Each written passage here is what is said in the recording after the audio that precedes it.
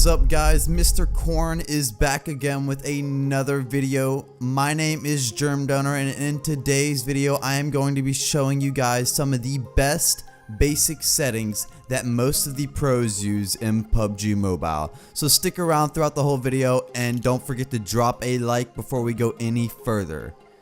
So the first thing that I want to talk about with you guys is aim assist.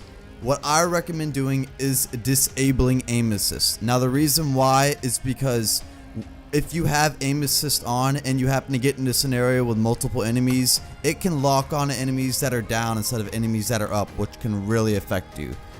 After that, I recommend enabling block sight warning. This is going to put a little red circle up every time you have an object in front of you can't fire. Next thing is turn your firing mode from tap to release for your shotguns. This is going to make you much more accurate when you're using a shotgun. After this, guys, we are going to talk about the quick scope switch. This is a new feature they just added. This makes it much easier to switch your scopes in the midst of battle. It will add a little button in the top right hand corner that you can click on to switch between your scopes between guns. Now we're going to talk about peek and fire. Most of you guys already know about this, but it adds two buttons that allow you to peek left and right. This is good for close scenarios where you just want to peek your head out. It makes it harder for your enemies to hit you. However, if they do hit you, it is most likely going to be a headshot.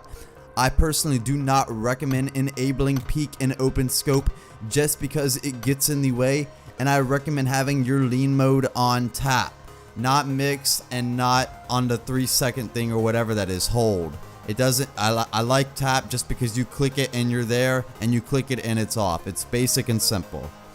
After that, scroll down, and next thing you're going to want to do is you're going to want to have your left side fire button always on or with your scope on. Personally, I have it with my scope on because it gets in the way if it's always on sometimes, and I only use it when my scope is on.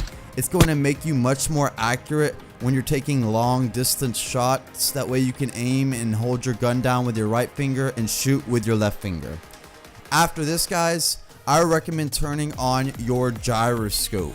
I have it on with my scope on. I am learning how to use it with always on. I am going to be doing a video on this coming up, so if you want to subscribe and turn your notifications on, that way you get updated when I upload that video, please do. After this, guys, there's just the last few little things that we need to talk about. The first thing is I recommend enabling auto open doors. This makes you much quicker when you're looting buildings and you're trying to run from enemies. After that, enable your healing prompt. It's going to prompt you to use the best medication that you can use for if you're low on health. Next thing is change your damage effect from red to green. This is going to make it easier to tell if you've hit an enemy or not. After that, guys, these last few settings, they don't really matter or not. You can choose to use them. They're pretty much self-explanatory. But the new one is the spawn island broadcast. They just added this, and if you turn it off, it will stop the lady from talking in the beginning of the game that counts down. Guys, if you want more videos like this, please let me know down in the comments below, or let me know what you want to see next, and don't forget to hit that like and subscribe button.